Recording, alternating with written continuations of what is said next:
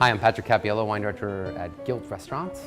Today we're going to talk about how you send your wine back without looking like a jerk. It's a pretty simple thing when you think about it. You're looking for things like cork taint, which is kind of a musty smell. You're looking to see if the wine has been oxidized, so it might have a vinegary kind of smell, or if it's a maderization issue, or it might have a really extremely nutty smell. But they're all just flaws that can happen from time to wine. So after you get your taste, the best thing to do is give it a little swirl and give it a smell. Most flaws will be detectable immediately with the smell of the wine, but it definitely doesn't hurt to give it a taste as well. So if you did see a problem at this point, the best way to go about it is to get either the sommelier, the waiter, or maybe the manager in the restaurant involved in it, but without making a big deal about it. I think a good approach is to say something like, you know, I think maybe might be a problem with this wine. Is there somebody else who could taste it and kind of give me their second opinion? Most times, if you're at a restaurant that has a great wine program or that has a sommelier, they're gonna be able to confirm or disconfirm what you're experiencing, and hopefully if it is a problem, they'll take it back without an issue. That'll be the way it is with me, I can assure you. But often you're in a situation where you don't have that person who can be there to confirm or disconfirm. And if it is a problem, I think you have to be as polite as you can, but at the same time be stern that you think there's a problem and you'd like to either try another bottle or maybe select something different. Sometimes you'll succeed and sometimes you won't. In the end, I think it's about you standing firm in your convictions. If you believe that there's a problem, I think you need to say something, because it's only going to ruin your evening if you're not able to enjoy the bottle of wine that you select. You see, it's important to understand, even if certain polyphenol-rich wines are great for your health, in moderation of course, not all wines are created equal. And depending on your taste, some of your favorites may actually be on the no list. So if you choose to drink wine after phase one, it's important to know what to enjoy and what to avoid. But before we can even get into that, let me be clear. You are not required to drink wine on the Plant Paradox Plan. If you choose not to drink alcohol, that's an equally valid and healthy choice. And if you don't typically drink wine, talk to your doctor before starting. And if you do choose to drink wine, remember, you shouldn't be knocking back a bottle each night. At most, enjoy a single 6-ounce glass each day. That's about this much.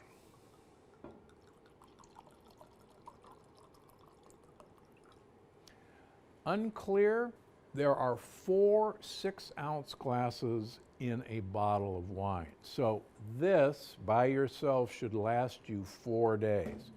If you have a spouse or a special friend, it should last you 2 days. That's a perfect rule. If it's not making it that long, you're drinking too much.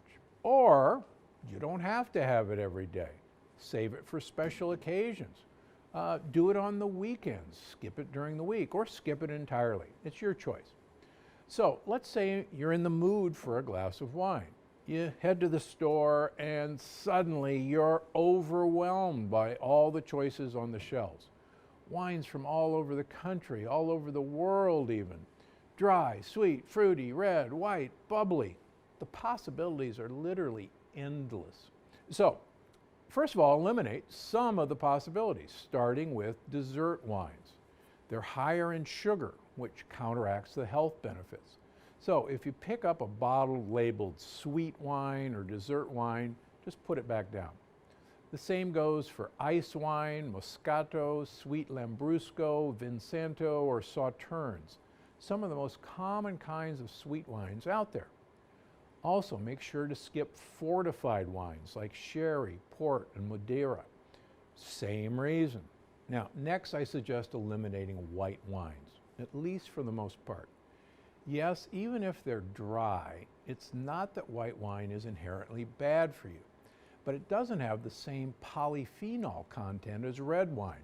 The polyphenols give wine its color after all. And those polyphenols are a huge part of the reason I'm okay with drinking red wine, with one exception. More on that in a moment. So, if you've eliminated all the dessert wines and the white wines, can you just grab any bottle of red? Well, you could. And at this point, it's not the end of the world if you do. But as you know, I'm always here to look out for you.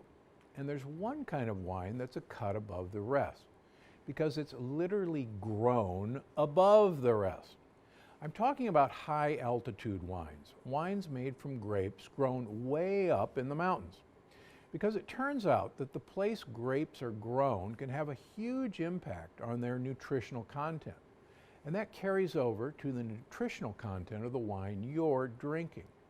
You see, high altitude grapes grow closer to the sun, so they end up with more robust systems to protect them from sun damage, including plenty of powerful health-boosting polyphenols. And when wine is made, especially red wine, which is pressed with the nutrient-rich skins, all those nutrients are passed to you. Plus, grapes grown at higher altitudes are actually lower in sugar, so the wine you drink isn't fueling those bad gut bugs. So how do you know if you picked a bottle that was grown in high altitude? Well, luckily, high altitude wines are becoming a bit of a thing. So it may actually say high altitude on the label. If not, look for red wines grown in the Mendoza region of Argentina, like these two here. They're actually very reasonably priced. It's very cheap to produce wine in Argentina. Look for parts of northern Italy near the peak Italian border near Switzerland.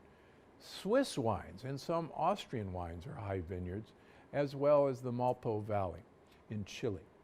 High altitude vineyards are what you want to seek out. Now, don't worry, all high altitude wines are not high price tags. Believe it or not, there's a lot of Malbecs available for $10, and certainly great ones under 20 bucks. Incredible high rated wines from Argentina. Like these two are actually really good. So if you'd like, and your doctor is okay with it, go ahead and toast your health with the occasional glass of high altitude red, or if you want to make an exception to the red wine rule only, champagne, or another dry sparkling wine with a catch. It needs to be true sparkling wine, made in the style of champagne. That means instead of having CO2 pumped in to create bubbles, it's double fermented, kind of like kombucha, to deliver tiny bubbles and that signature fizz. It can be true champagne, made in the Champagne region of France, Cava, made in Spain, Prosecco, made in Italy, or sparkling wine, just as long as it's double fermented. How can you make sure you're getting the right stuff? Well, it should say so right on the label. Look for key words like méthode champenoise, méthode traditionnelle, or even traditional method. To keep the sugar down, look for wines that are labeled Brut, Extra Brut, or best of all, Brut Nature. Then raise a glass to your tasting good health. Just remember, don't go overboard. No more than a single 6-ounce glass a day, please. Why? Because I'm Dr. Gundry, and I'm always looking out for you and a glass of Malbec once a day.